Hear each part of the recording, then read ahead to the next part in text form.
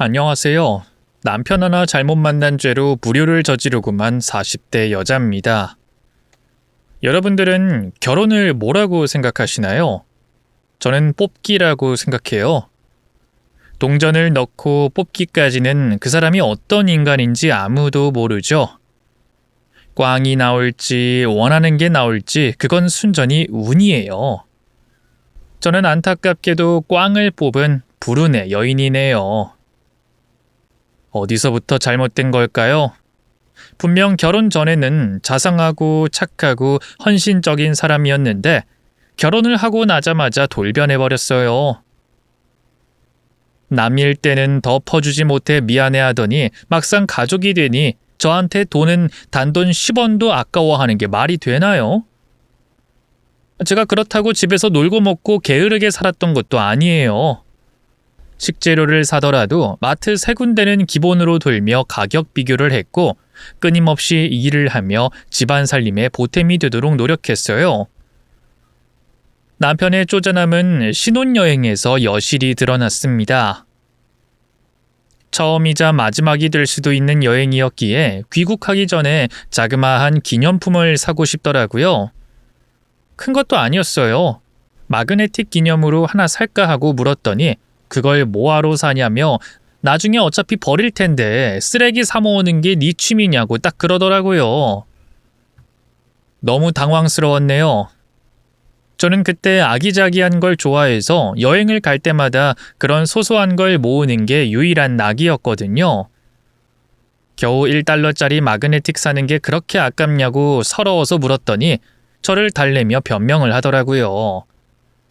티끌 모아서 태산이라고. 이런 거에 돈이 줄줄 새는 게 싫어서 그래. 이제는 우리가 애인 사이도 아니고 부부인데 일심동체로 아껴야지. 아껴야 잘 살지. 내가 나조차고 이래? 우리가 나중에 애 낳고 노후 준비 제대로 하려면 지금부터 바짝 정신 차리고 살아야지. 나도 최대한으로 아낄게. 그니까 우리 쓸데없는 곳엔 지출하지 말자. 쪼잔하고 치사하긴 했지만 맞는 말이라 생각했어요. 이제는 결혼 전과는 다르게 공동체 생활이나 다름없으니 서로 이해하고 양보해야 한다고 여겼죠. 서로 알뜰하게 잘 살자는데 거기다 대고 무슨 말을 덧붙일 수 있었겠어요. 갑작스럽게 변한 남편의 모습이 당황스럽긴 했지만 어느 정도는 선을 지킬 줄 아는 사람이라고 믿었습니다. 하지만 남편은 날이 갈수록 점점 더 저를 실망시켰습니다. 그놈은 그냥 알뜰한 사람이 아니었어요. 아내에게 돈 쓰는 게 아까운 쫌생이 같고 쪼잔한 놈이었죠. 어느 날 남편이 요즘 피곤하고 배가 살살 아프다고 전체적으로 건강검진을 좀 받고 싶다고 하더라고요. 그래서 당연히 받아보라고 했죠. 보통 이럴 경우에는 부부가 같이 받지 않나요? 남편은 혼자 병원에 덜렁 다녀오더니 건강검진을 받고 왔더라고요. 왜 혼자 갔다 왔냐고, 나는 왜 예약을 안 해줬냐고 했더니 돌아온 대답이 정말 황당했네요. 결혼하기 전에 검진 안 했어? 그런 건 미리 다 받았어야지. 이제야 확실히 알겠더라고요. 남편은 본인만 생각하는 이기적인 인간이었어요. 저희 집에 쓰는 돈은 그렇게 아까워하면서 본인한테 쓰는 돈은 펑펑 쓰더라고요. 취미는 또 얼마나 많은데요. 낚시에, 테니스에, 탁구에, 배드민턴까지 장비까지 사모은 돈만 해도 돈천이 훌쩍 넘었을걸요. 그 인간은 치킨을 좋아하고 저는 피자를 좋아했거든요. 치킨은 일주일에 2-3번 막 시켜 먹으면서 제가 피자 한번 시켜 먹자고 하면 날선 반응이 되돌아왔습니다. 자기야, 우리 배달 음식 너무 많이 시켜 먹는 것 같은데 이제 좀 자제하면 안 될까? 피자는 집에서 만들어 먹을 수도 있잖아. 마트 가면 냉동 피자도 팔고 요즘 조각 피자도 괜찮게 잘 나오는 편이야. 치킨은 그렇게 많이 시켜 먹고 피자 한번 시켜 먹는 게 그렇게 어려워? 치킨 시켰을 때 자기도 잘 먹었잖아. 그리고 내가 그랬잖아. 너무 많이 시켜 먹는 것 같다고. 이젠 나도 자제하겠다고 하는데 협조 좀 해주면 안 될까? 우리 집 지금 식비만 엄청 나가는 중이야. 이제 경각심을 가지고 차곡차곡 모아야지. 이대로 가다가는 거지꼴 못 면하겠어. 처음에는 아주 점잖게 저를 타이르더니 나중엔 대놓고 싫은 티를 팍팍 내더라고요. 어느 날 제가 새벽에 배가 너무 아파서 병원에 좀 가야 할 것 같다고 했더니 남편이 저더러 뭐라는 줄 아세요? 응급실은 돈이 많이 나오니까 병원 영업시간까지 좀 참으래요. 혼자 대굴대굴 구르면서 그렇게 고통의 시간을 보냈네요. 그땐 정말 서럽고 힘들어서 눈물까지 흘렸어요. 참 바보 같았네요. 결국 참고 또 참다가 아침이 되자마자 내과에 가서 초음파를 보는데 의사 선생님이 깜짝 놀라며 의뢰서를 써줄 테니 큰 병원으로 가보라고 해서 급히 대형 병원으로 가게 됐어요. 염증 수치가 엄청나다며 당장 수술을 해야 한다고 해서 담낭을 제거하는 수술을 받았네요. 그 와중에도 남편은 핸드폰으로 무언가를 검색하는가 싶더니 혼잣말로 별거 아닌 수술이네. 괜히 대학병원 왔네 하며 투덜대더라고요. 이게 아픈 사람에게 할 말인가요? 아무리 돈이 아까워도 그렇지 하마터면 큰일이 날 뻔한 사람한테 돈돈거리는 게 말이 되냐고요.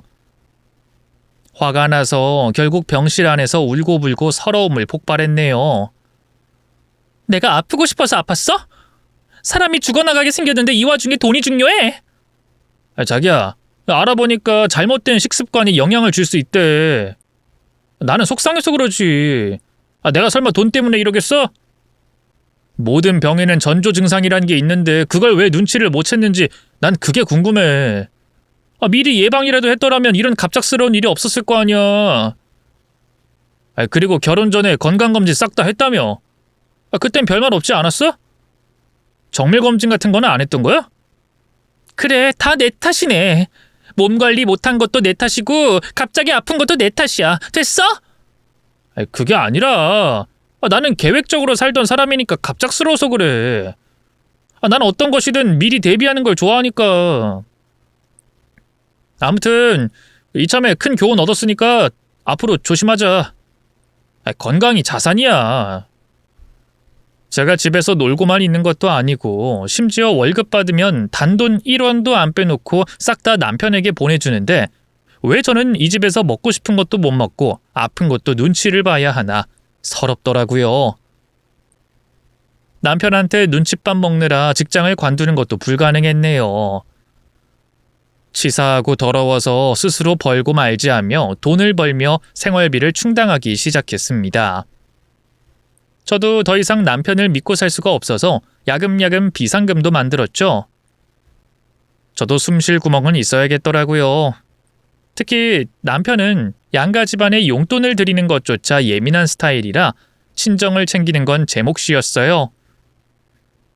엄마가 아플 때, 응급 상황이 생길 때 딸인 제가 챙겨야 했지만 남편 놈은 언제나 돈 계산만 하고 앉아있으니 챙길 틈이 없겠더라고요. 그 상황이 너무 거지 같았지만 상황을 바꾸기에는 제가 너무 힘이 없었던 것 같아요. 그냥 그 상황에 순응하고 적응을 해나가는 방식으로 제 생존 방향을 바꾸게 됐죠. 그렇게 결혼 생활을 하다가 임신까지 하게 되고 몸 갈아가며 출산까지 했건만 남편의 헛소리는 계속됐습니다. 산후조리 그거 필수는 아니잖아. 집에서 하면 되지 않아? 아니면 우리 엄마가 도와줄 수도 있다고 하는데 대신 그 비용은 엄마한테 주는 게 어때? 그렇게 하면 서로 좋을 것 같지 않아? 이게 바로 그 인간의 사고방식이었어요. 말로는 불필요한 낭비를 줄이고 싶다고 하지만 결국에는 저한테 쓰는 돈이 무척이나 아까운 남자였죠. 그래놓고 본인 가족은 끔찍이 생각하는 아주 이기적인 놈이었어요. 결국 저희 친정엄마께서 주시는 돈으로 산후조리원에 들어가긴 했지만 곱씹을수록 열받더라고요. 저 혼자 좋자고 애 낳은 것도 아니고 10달 동안 고생해서 목숨 걸고 출산까지 했는데 그놈이 저를 위해 한 거라고는 단 한 개도 없었던 거잖아요. 출산과 동시에 이혼까지 운운하며 남편과 갈라설 위기까지 갔지만 꼴의 가정은 지키고 싶으셨는지 울면서 잘하겠다고 약속하더라고요. 아이를 키우고 정신없이 살다 보니 어느새 남편에 대한 원망과 미움이 사그라들고 현실을 살게 되더라고요. 적응이라는 게 참 신기하더라고요. 신혼 때는 눈만 마주쳐도 부딪히고 절대 이해할 수 없을 것 같던 사람이었는데 시간이 흐르니 점점 받아들여졌네요. 물론 가끔은 밉고 짜증날 때도 많았지만 차마 아이 앞에서 싸울 수 없다 보니 자연스레 부부싸움은 확연히 줄었습니다. 어리석게도 이게 가정의 평화라고 믿었어요. 남편은 하나도 변한 게 없고 오로지 저만 적응하며 타협하며 맞춰가는 결혼 생활이 익숙해질 무렵 사건이 터지고 말았습니다. 친정엄마의 칠순이 다가왔을 때 이참에 모시고 여행이라도 한번 다녀오는 게 좋겠다고 생각해서 살며시 남편에게 운을 띄워봤어요. 이번에 우리 엄마 칠순이잖아. 기념으로 여행이라도 보내드리는 건 어때? 여행? 무슨 여행? 우리 엄마 살면서 비행기 한 번도 안 타봤잖아. 환갑 때 제대로 해드린 것도 없고 늘 받기만 해서 미안한 참이었는데 딸 덕에 비행기 한번 타봤다는 말 들어야 하지 않겠어? 돈은 내가 보너스 받는 걸로 충당하면 안 될까? 요즘 칠순도 기념을 하나? 당연히 하지. 자식들이 챙겨주는 게 일반적이지. 장모님 아직 건강하시잖아. 뭐 여행이야 내년에 가도 되고 내후년에도 가면 되는 거지만 우린 지금이 그 어느 때보다 중요한 거 몰라? 그래서 칠순을 그냥 넘기자고? 요즘 나이 70이 대수냐? 대충 넘어가. 무슨 말을 그렇게 해? 칠순이 대수라니. 그게 나한테 할 소리야? 난 우리 엄마 칠순 때 아무것도 안 할 생각이야. 그러니까 우리 서로 좋게 좋게 타협하자. 어르신들이 가장 원하는 게 뭐겠어? 자식들이 행복하게 사는 게 우선 아니겠어? 우리의 행복을 위해서 지금은 바짝 모아야 할 때야. 우리한테는 자식도 있잖아. 제발 현실을 좀 생각하자. 그래서 지금 우리 엄마 칠순 때 아무것도 안 하겠다고? 누가 아무것도 안 하겠대? 괜찮은 곳에 가서 외식하면 되잖아. 여행을 다음으로 미루자는 얘기지. 여행 그거 준비하고 보내드리려면 시간이 얼마나 많이 필요한지 알아? 미리 말이라도 꺼냈으면 내가 계획이라도 세웠지. 이제 와서 갑자기 비행기 태워드리자면 특가 비행기가 갑자기 생겨? 장모님은 어차피 시간도 많으시고 비수기 성수기 아무런 상관없잖아. 그러니까 여행은 나중에 좀 저렴할 때 보내드리자. 아예 안 보내겠다는 얘기가 아니잖아. 나도 다 계획이 있다고. 대신 칠순날엔 내가 근사한 저녁 쏠게. 만나서 맛있는 것도 먹고 좋은 시간 보내면 되잖아. 남편은 큰 소리를 뻥뻥 치더니 자기만 믿으면 된다며 저더러 가만히 있으라고 하더라고요. 일단 지켜봤어요. 친정엄마의 칠순날 당일이 되자 남편은 정말로 저와 엄마를 모시고 어디론가 향하더라고요. 어디를 가길래 차까지 몰고 나타났나 싶어 잔뜩 기대했죠. 하지만 도착한 곳은 다름 아닌 허름한 설렁탕집이었습니다. 물론 설렁탕집이 나쁜 건 아니에요. 하지만 칠순이잖아요. 그곳은 저희가 언제든지 갈 수 있는 곳인데 중요한 날 그런 곳에 저희를 데려간 게 너무 화가 나더라고요.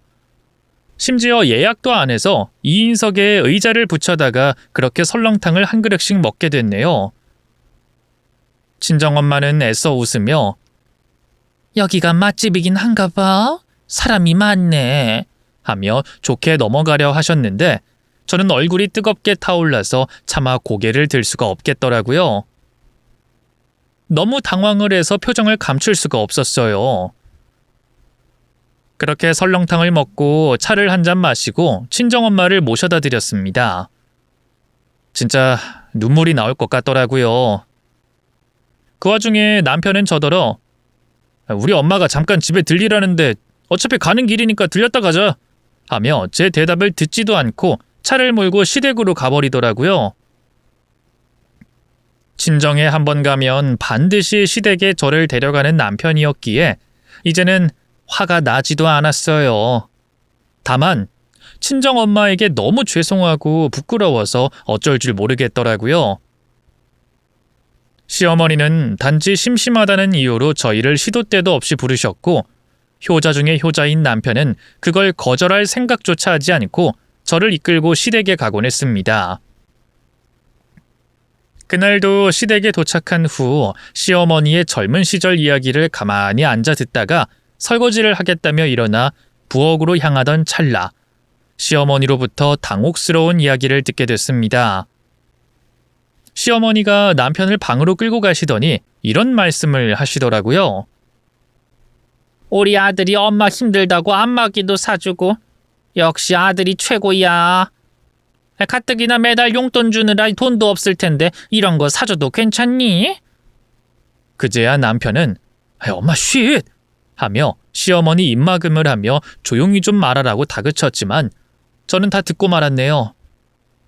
여태껏 저한테는 돈 없다, 아껴야 한다 그렇게 옥죄고 구박했으면서 시어머니에게는 용돈도 드리고 안마기도 사드리고 죄다 퍼주고 있었던 거예요. 심지어 저희 엄마 칠순날엔 한 그릇당 10,000원도 안 하는 설렁탕집에 데려갔으면서 말이죠. 여태껏 살면서 남편 눈치 보느라 그 흔한 용돈 한 번 친정엄마께 드린 적이 없었어요. 그래도 참을 수 있었던 건 우리가 아끼고 모아서 미래를 준비하고 있다고 믿었기 때문이었고 양가 모두에게 똑같이 그렇게 하는 건 어쩔 수 없다고 여겼기 때문이에요. 하지만 이건 저를 오랫동안 속이고 있었던 거잖아요. 남편은 제 표정을 읽었는지 잽싸게 집에 가자며 옷과 가방을 챙기더라고요.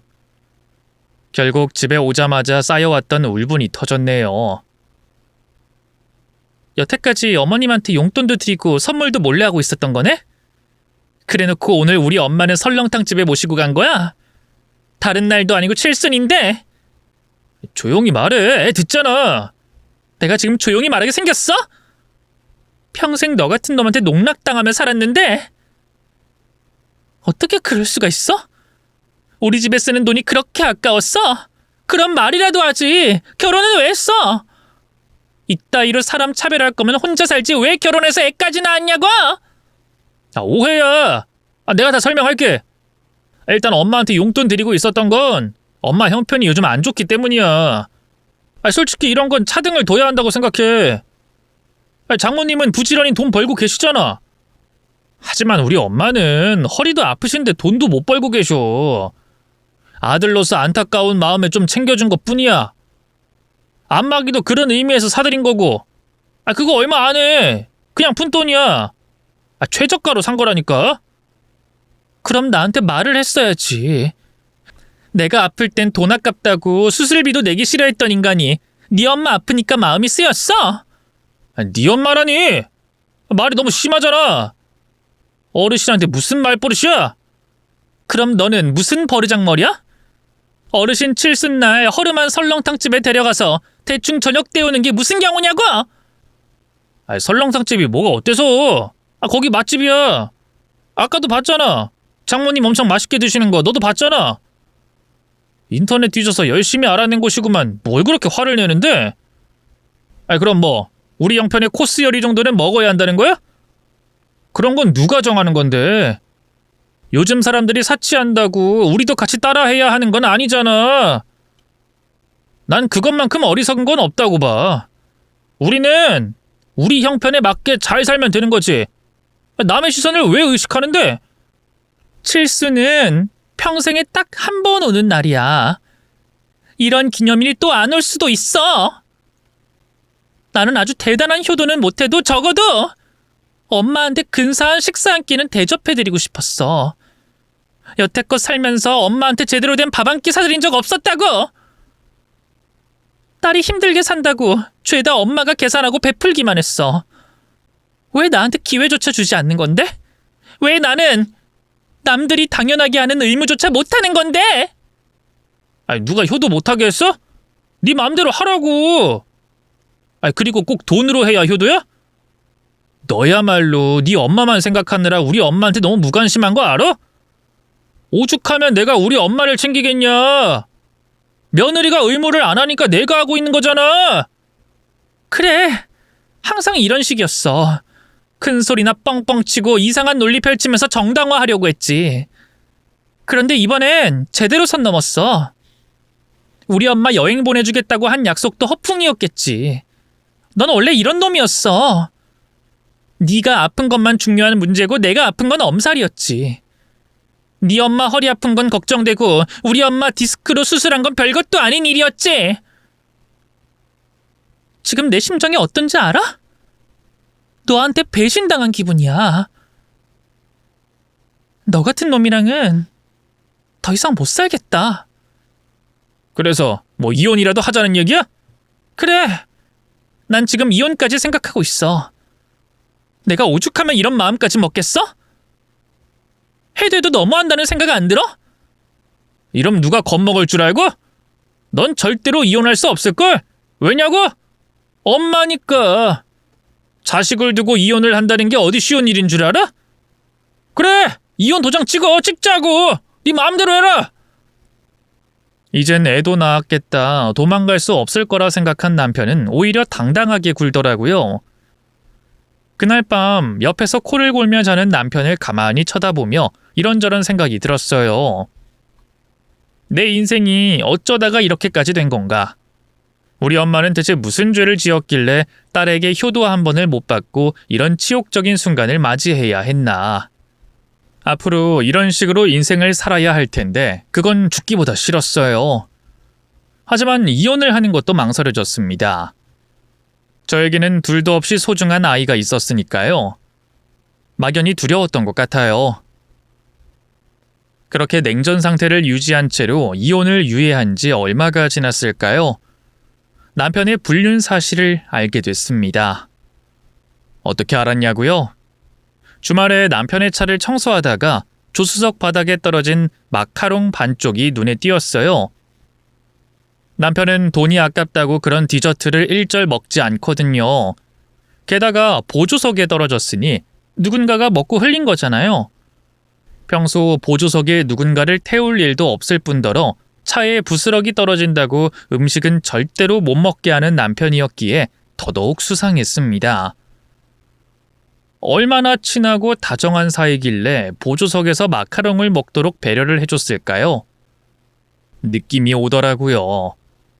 이건 뭔가가 있다는 걸 단번에 눈치챌 수 있었습니다. 살면서 단 한 번도 남편의 핸드폰을 몰래 본 적이 없었기 때문에 그 인간은 방심을 했는지 비밀번호를 딱히 숨기지 않더라고요. 그렇게 저는 남편이 잠이 든 사이 손쉽게 핸드폰을 들여다볼 수 있었습니다. 이 사람의 직감이라는 게 이렇게나 정확할 수 있다는 걸 그때 처음 느꼈어요. 제 예상대로 남편은 누군가를 만나고 있었어요. 거래처 여직원이었던 상간녀와 3년째 만나고 있었더라고요. 제가 한창 산후 우울증에 시달려 힘들어하고 있을 때 남편은 누군가와 사랑을 속삭이고 있었던 것이죠. 심지어 남편은 그 여자의 마음을 사로잡기 위해 물량 공세를 아끼지 않았습니다. 기념일마다 고급 레스토랑은 기본이고 호캉스에 여행에 아주 돈을 쏟아붓고 있더라고요. 저한테는 단돈 1달러가 아까워서 마그네틱도 안 사주던 남편이 상간녀한텐 면세점에서 명품 지갑에다가 가방까지 사줬네요. 저한테는 해외 출장이라고 해놓고 상간녀와 신혼부부인 척 행세를 하며 여행을 다녀온 거예요. 이미 주변 사람들에게는 애인인 양 소개까지 시켜준 모양이더라고요. 차라리 사람이 일관되기라도 했으면 이렇게까지 화가 나지 않았을 거예요. 본인 애인, 본인 엄마한테는 헌신을 다하면서 저와 우리 엄마에게는 한없이 쪼잔한 그 인간을 도저히 용서할 수 없었습니다. 애정이 없어도 애아빠라고 생각하며 끝까지 보듬어줄 생각을 하고 살았어요. 사람이 아무리 미워도 본성 자체는 나쁜 사람이 아닐 거라고 내가 선택한 이 사람을 끝까지 두둔했습니다. 하지만 그놈은 저를 그냥 가성비 좋은 식모로 바라보고 있었던 거예요. 그저 말 잘 듣고 살림 잘하고 돈까지 벌어다 주는 그런 부속품 정도로만 취급하고 있었던 거겠죠. 남편의 불륜 사실까지 알게 된 이상 저는 더 이상 참을 수 없었습니다.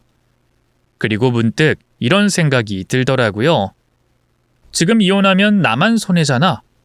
여태껏 느껴온 서러움을 완전히 되돌려주지 못하더라도 이 인간에게 제대로 된 한 방을 먹이고 갈라서야겠다는 생각이 들더라고요. 그리고 가장 중요한 양육권. 절대로 이 인간에게 제 아이를 맡길 수 없었어요. 소송이랑 소송은 다 해보기로 결심하고 천천히 증거를 모으고 변호사와 상담을 하기로 결심했죠. 아이를 생각하면 가슴이 너무 아프긴 하지만 그 인간과 함께 살아갈 날들이 지옥 같았습니다. 저에게 이혼이란 선택이 아닌 생존이었어요. 이 사람이 나중에 늙고 아픈 나를 받아줄까 생각하면 절대 그럴 사람이 아니었어요. 끝내더라도 지금 끝내는 게 맞다고 생각했습니다. 제가 가만히 있으니 정말로 막대해도 되는 사람이라 생각했는지 남편은 점점 더 뻔뻔해지더라고요. 지엄마 챙기느랴 상간녀 챙기느랴 바빴던 남편은 제가 증거를 몰래 모으고 있었다는 것조차 알지 못했어요. 문득 궁금하더라고요. 몰래 연애까지 하려면 돈이 많이 필요할 텐데 고작 쥐꼬리만한 월급을 받는 남편이 어떻게 그게 가능한 건지 말이에요. 남편의 핸드폰을 몰래 뒤져보던 저는 남편의 더 큰 비밀을 알아내고 말았습니다. 언젠가 이 사실을 모든 친척들이 모였을 때 폭로하리라 벼르고 또 벼르고 있었죠. 그날은 얼마 지나지 않아 다가왔습니다. 곧 있으면 시어머니의 칠순이었어요. 엄마를 끔찍하게 여기는 남편이 과연 무슨 이벤트를 할까 두고 봤죠.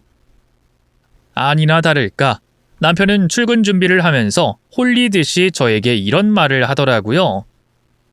우리 엄마 칠순잔치 해야 할 것 같아. 친척들이 다 와서 축하해준다고 하네. 그래서 호텔 좀 알아보려고. 소박하게 저녁이나 먹고 대충 때우고 싶었는데 친척분들이 하도 뭐라고 하시길래 어쩔 수 없잖아. 이해해줄 수 있지? 그래, 알아서 해. 여보, 우리 조만간 장모님 모시고 꼭 여행 한번 가자. 내가 제대로 한번 모시고 갈게. 왜? 우리 엄마는 설렁탕집에서 칠순잔치 해줘놓고 네 엄마는 고급 호텔에서 칠순잔치 열어주려니까 양심에 찔려? 그래서 대충 입막음 하려고 이러는 거야? 무슨 말을 그렇게 해. 대신 장모님은 여행 한번 보내주기로 했잖아. 따지고 보면 여행이 돈이 더 많이 들어. 알잖아. 나는 나름대로 중간에서 잘 조율하려고 노력 중이라고. 기약도 없는 여행으로 합리화하려고 하네. 비행기표 끄는 것도 아니면서. 오늘따라 왜 이렇게 까칠하실까? 뭐 나한테 서운한 거라도 있어? 말을 해. 아니야, 없어 그런 거. 아무튼 잘 됐네. 어머님 칠순잔치 어떻게 해드려야 하나 고민하고 있었는데. 장소 잡으면 말해줘. 케이크라도 내가 준비하게. 떡 케이크가 좋겠지? 어머님 떡 좋아하시잖아. 3단 케이크로 준비해야겠네. 그래? 우리 엄마가 진짜 좋아하시겠다. 직접 만드는 거야? 만들어보지 뭐. 그게 뭐가 어렵다고. 그래. 이참에 우리 엄마한테 점수도 좀 따고 그럼 너도 좋잖아. 그래도 며느리한테 칠순잔치상 직접 차리라고 하는 것보단 이게 낫지 않겠어? 다 널 생각해서 이렇게 하는 거야. 그날 멋지게 케이크 하나 만들어서 예쁘게 입고 와. 알았지? 그리고 그날 빨리 와서 준비도 좀 미리 해놔. 현수막 같은 것도 만들어줘. 알았지? 잔뜩 들떠서 저한테 이것저것 요구를 하는 남편의 표정을 보니 정말 경멸스럽기 그지없더라고요. 하지만 제대로 먹일 한 방을 위해 화를 참았습니다. 2보 전진을 위한 1보 후퇴라고 하죠. 그렇게 시어머니의 칠순날이 다가왔네요. 저는 일단 핸드폰을 꺼놓고 집에 있는 옷들 중 가장 허름한 추리닝을 골라 입었습니다. 케이크요? 당연히 준비도 안 했죠. 케이크 대신 쇼킹한 것들을 공개할 예정이었어요. 칠순잔치가 한창 진행되고 있을 시간이었지만 저는 밖에서 시간을 좀 때우다가 뒤늦게 호텔에 등장했습니다. 다들 경악을 금치 못하더라고요.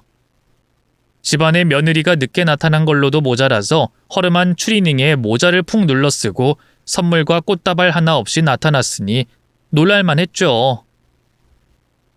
저를 본 남편은 달려와서 소리를 지르더라고요. 아, 왜 이제 나타나? 아, 얼마나 찾았는지 알아? 아, 왜 전화는 꺼놓는 건데? 아, 지금 나랑 장난해? 내가 좀 늦었나? 그걸 지금 말이라고 해? 아니, 그리고 차림새가 이게 뭐야? 뭐 어디 막노동이라도 뛰다가 왔어? 아, 어르신 잔뜩 불러놓은 자리에서 이게 무슨 짓이야? 집에 입을 옷이 있어야지. 하도 추리닝만 입고 살다 보니 이게 익숙해져서 그래. 아니면 옷이라도 사주든가. 그나마 집에 있는 옷들 중에 가장 깔끔한 걸로 챙겨 입고 왔는데 이상해? 너 진짜 왜 이러냐? 아, 무슨 중2병 걸린 애 마냥 갑자기 왜 안 하던 짓을 하냐고? 아, 정신 나갔어? 지금 그 어느 때보다 맨정신인 상태니까 말 걸지 마. 오늘 내가 하려던 건 축하가 아니라 고발이니까. 뭔 소리라는 거야 지금? 저는 당당한 걸음으로 시어머니 앞에 다가갔어요. 시어머니는 잔뜩 실망한 표정으로 이제 왔니?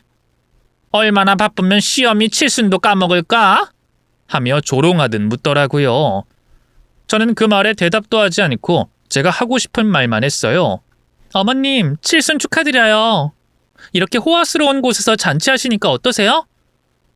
우리 그이가 참 효자예요. 그쵸? 케이크는 따로 준비하지 못했어요. 제가 다른 걸 준비했거든요. 저는 가방에서 큰 봉투 하나를 꺼내 시어머니에게 건넸습니다.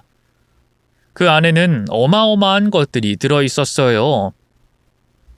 남편의 불륜 증거와 소송 내용, 그리고 친척들과 엮여있는 금전 거래까지 몽땅 담겨 있었어요.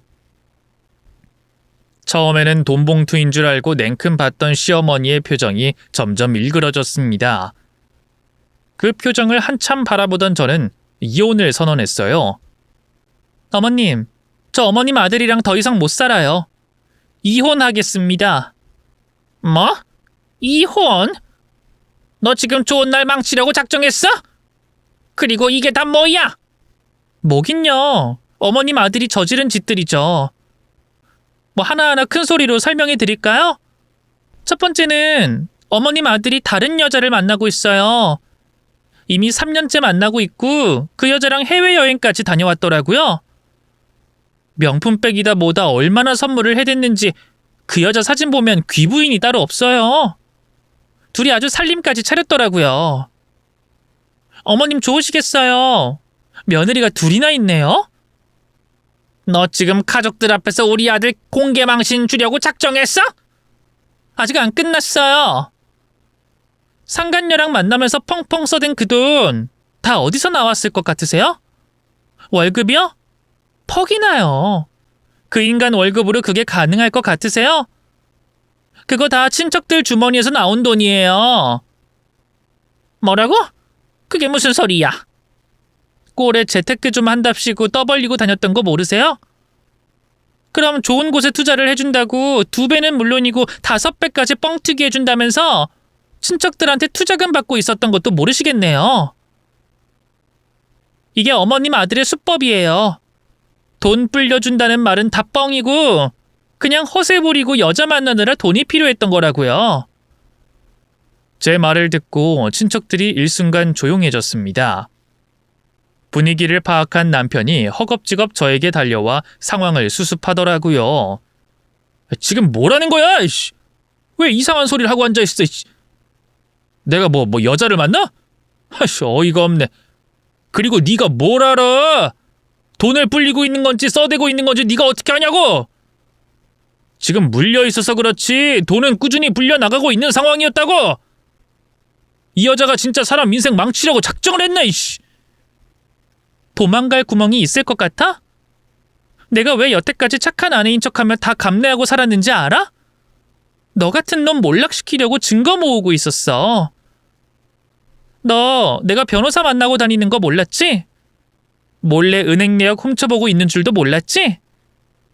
여자 만나느라 정신이 팔려서 아무것도 몰랐겠지. 이 서류 안에 네 잘못이 다 들어있어. 아마 수습하려면 고생 좀 해야 할 거야. 아주 돈을 물처럼 쓰고 다녔던데? 아, 진짜 어쩌려고 그래. 그래가지고 나한테 위자료 줄 수 있겠어? 바로 그때였어요. 점잖게 앉아 계시던 친척분들이 일제히 일어나 앞으로 달려오셨고 그 서류들을 들춰보며 정신없이 파헤치기 시작했습니다.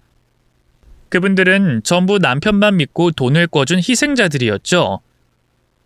잠시 후 상황 파악을 하게 된 어르신 한 분이 남편의 멱살을 잡고 따졌습니다. 야, 넌 뭐야? 우리 아들 대학 등록금 몇 배로 불려서 준다면서 이걸 여자한테 쓰고 있었어? 당장 내 돈 내놔. 내 돈부터 내놔! 그분들은 일제히 본인들의 돈을 찾기 위해 남편에게 달려들었고 남편은 그 난감한 상황을 어떻게든 빠져나가고 싶었는지 황당한 설득을 하기 시작하더라고요. 저기 잠시만요. 제가 다 해결할 수 있습니다. 제가 증명해낼게요. 1년만 시간을 주세요. 그 정도 시간이면 충분히 복구 가능합니다. 그 말을 들은 어르신 중 한 분이 남편의 머리를 주먹으로 때리며 이 새끼 이놈아! 허풍 떨지 말고 돈이나 내놔!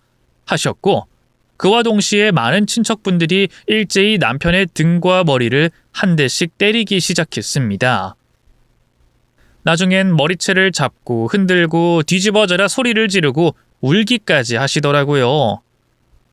그럴 만도 했죠. 다른 사람도 아니고 가족인데 똑똑한 녀석이니 돈을 주면 풀려줄 거라 생각해서 가지고 있는 돈을 싹싹 모아줬는데 그걸 상간녀에게 갖다 바치고 있었으니 얼마나 화가 났을까요?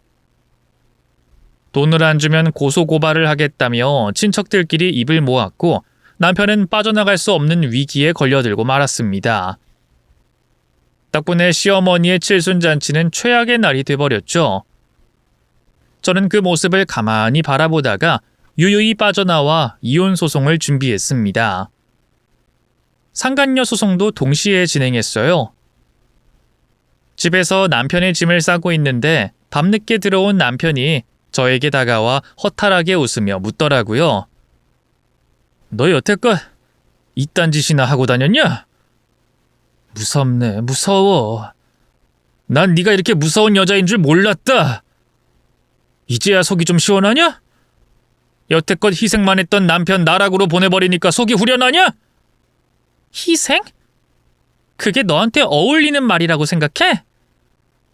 다 필요 없고 난 우리 애만 있으면 돼. 넌 아빠로서 자격이 없는 놈이니까 당장 이 집에서 나가줘. 이러니까 내가 땀만 품은 거야. 부부 사이에 고난이 있으면 해결할 생각부터 해야지 폭로를 해? 남편이기 전에 나도 애 아빠인데 사람 명예를 이렇게 추락시켜도 되겠어? 이거 누워서 침 뱉는 꼴인 거 몰라? 우리가 언제 부부였나? 기억조차 나질 않네. 네가 남편이라면 나한테 그렇게 해선 안 되지. 나는 여태껏 착취당한 기억밖에 없어서 우리가 부부였는지조차 까먹을 지경이야. 그리고 지금 네가 이렇게 당당하게 나올 때가 아닌 것 같은데? 보통의 부부는 불륜을 했을 경우에 사과부터 하는 게 우선이야. 나를 얼마나 개똥 취급하며 살았으면 불륜에다가 돈까지 사기쳐놓고 이렇게 뻔뻔해? 아빠로서 부끄럽지도 않니? 남편으로서 미안하지도 않아? 나는 지금 내 의무에 대해서 말하자는 게 아니라 사람 대 사람으로서의 예의에 대해서 말하고 싶은 거야. 왜 사람을 망신줘? 이건 인간으로서 선을 넘은 거지. 그래.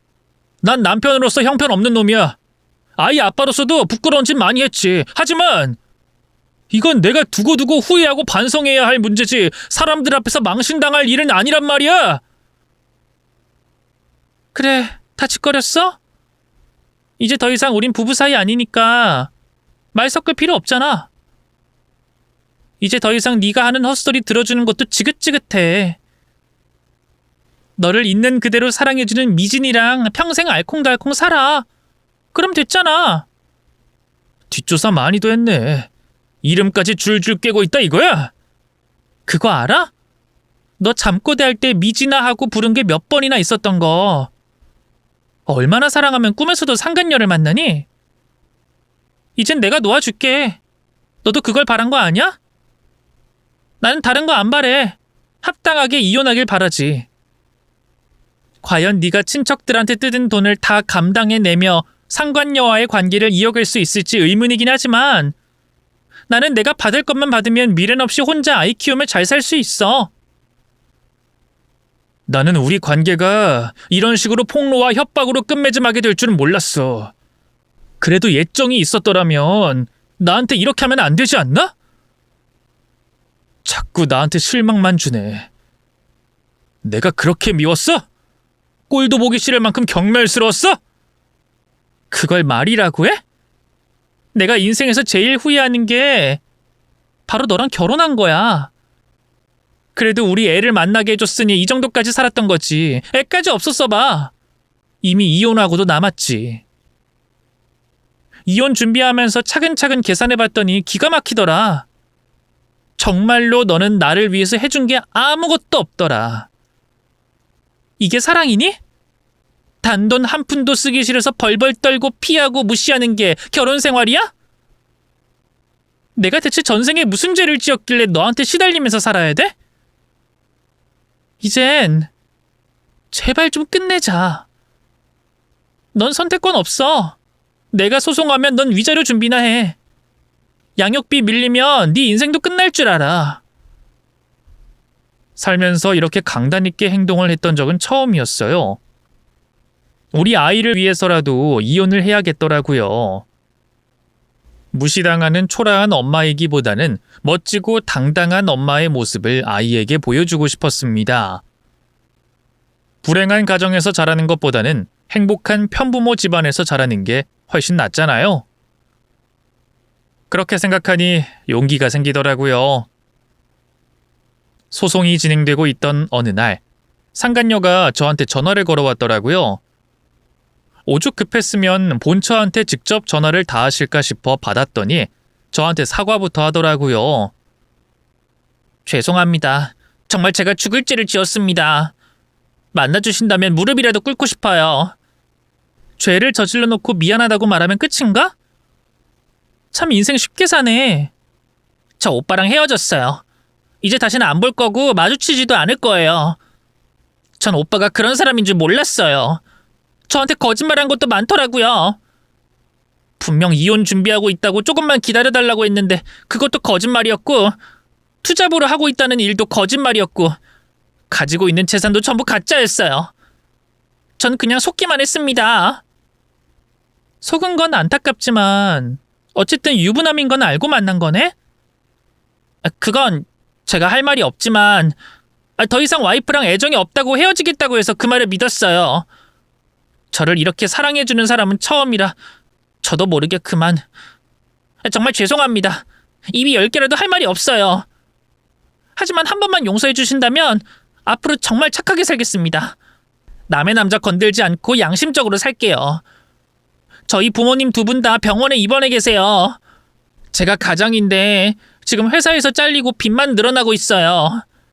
그 와중에 위자료 마련하는 건 가혹하잖아요. 명품백 몇 개 팔면 되지 않을까? SNS 보면 무슨 부잣집 막내딸처럼 사는 것 같더니 아주 허세였네? 둘이 잘 어울려. 헤어지지 말고 결혼까지 가지 그래? 그런 식으로 남자 만나고 다녔으면 이 정도 상황은 예상을 했어야지.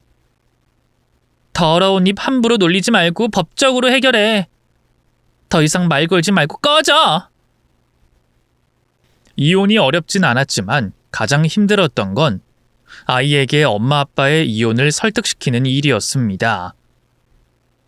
말을 하려고 하면 눈물이 나오고 또 말이 막히고, 그렇게 한참을 망설였던 저는 끝내 아이에게 아빠와 엄마는 서로 좋은 사이지만 성향이 달라서 각자 살기로 했다고 말을 꺼냈더니 그 작은 손으로 저를 안아주더라고요.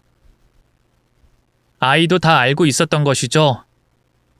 상처를 준 못난 엄마지만 앞으론 정말로 부끄럽지 않은 엄마가 되겠노라고 다짐하고 또 다짐했습니다. 친척들을 상대로 사기를 쳤던 남편은 그 많은 돈을 감당하기 힘들었는지 나중엔 아주 치사하게 굴기 시작하더라고요. 그러더니 상간녀에게 버림받은 후로는 저에게 매달렸습니다. 아이처럼 울면서 떼를 쓰더라고요. 이혼은 안 돼. 그러지 마. 나 진짜 헤어지고 싶지 않단 말이야. 우리 그래도 예전엔 정말 좋았잖아. 서로 사랑하고 아끼고 잘 살았잖아. 왜 자꾸 헤어질 생각만 하는 건데? 우리 애를 생각해봐. 아빠 없이 자랄 우리 애가 불쌍하지도 않아? 나한테 한 번만 기회를 주라. 다신 나쁜 짓 안 할게. 돈 관리도 자기가 해. 나는 그냥 용돈만 타서 쓸게. 그리고 내가 장모님한테 정말로 잘할게. 미련이 남아서 그래. 사람이 실수할 수도 있지. 딱 한 번 그런 건데 용서해 줄 수도 있지. 왜 이렇게 매정하게 구는 건데?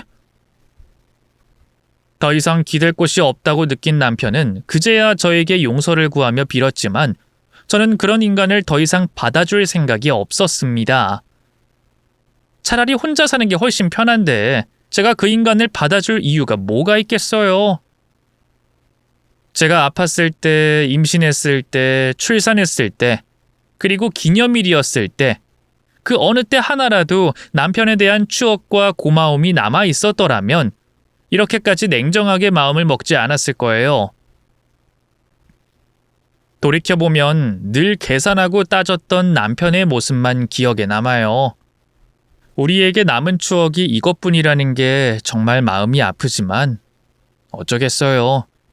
제가 선택을 잘못한 탓인걸요. 강하게 마음 먹고 밀고 나아간 결과 저는 위자료를 받고 양육비를 받기로 했습니다. 그리고 진정한 새 출발을 했죠. 저희 친정엄마가 많은 도움을 주셨어요. 엄마가 없었더라면 저는 아이를 키우면서 일을 이어나가지 못했을 거예요. 신기했던 게 뭔지 아세요? 혼자가 되고 아이를 키우며 살고 있는데 돈이 쌓여가고 있었다는 거예요. 결혼 생활을 할 때는 둘이 동시에 버는데도 그렇게 쪼달리고 힘들더니 차라리 혼자 사는 게 더 살만해진 거예요. 저는 뒤늦은 효도를 하기 위해 이혼하자마자 여행 계획을 세웠고 엄마와 늦게나마 칠순 여행을 다녀오게 됐습니다. 여행지에서 울면서 엄마에게 미안하다고 부끄러운 딸이 되어 정말 창피하다고 했더니 엄마는 저를 달래주시면서 앞으로 잘 살면 되지 하며 저를 위로해 주셨습니다. 속은 얼마나 타들어갔겠어요. 너무나 감사하게도 아직까지 저희 아이는 잘 크고 있습니다. 엄마와 저, 그리고 우리 아이까지 셋이서 아주 잘 지내고 있어요. 그래도 전 남편과 결혼 생활을 하면서 악착같이 생활비를 벌었기 때문에 경력이 끊기지 않았네요. 일반적이지 않은 가정 속에서 아이를 키우는 게 조금은 주눅들긴 했지만 막상 이렇게 새 출발을 해보니 다양한 사연을 가진 사람들도 많고 생각보다 사람들은 남의 가정사에 깊은 관심을 두진 않더라고요. 무엇보다도 이혼을 하고 난 뒤 친정엄마에게 원 없이 해드릴 수 있다는 게 너무 좋네요. 만약 결혼 생활을 유지한 채로 엄마에게 대접 한번 못 해드렸더라면 영영 떠나보내고 난 후에 너무 후회했을 것 같아요. 저는 앞으로도 저희 가족을 위해 열심히 살아가는 딸이자 엄마가 될 생각입니다. 열심히 한번 살아볼게요. 많은 응원 부탁드립니다. 지금까지 제 사연 들어주셔서 너무 감사드리고요. 여러분들의 앞날에도 행복이 가득하길 바랄게요. 그럼 안녕히 계세요.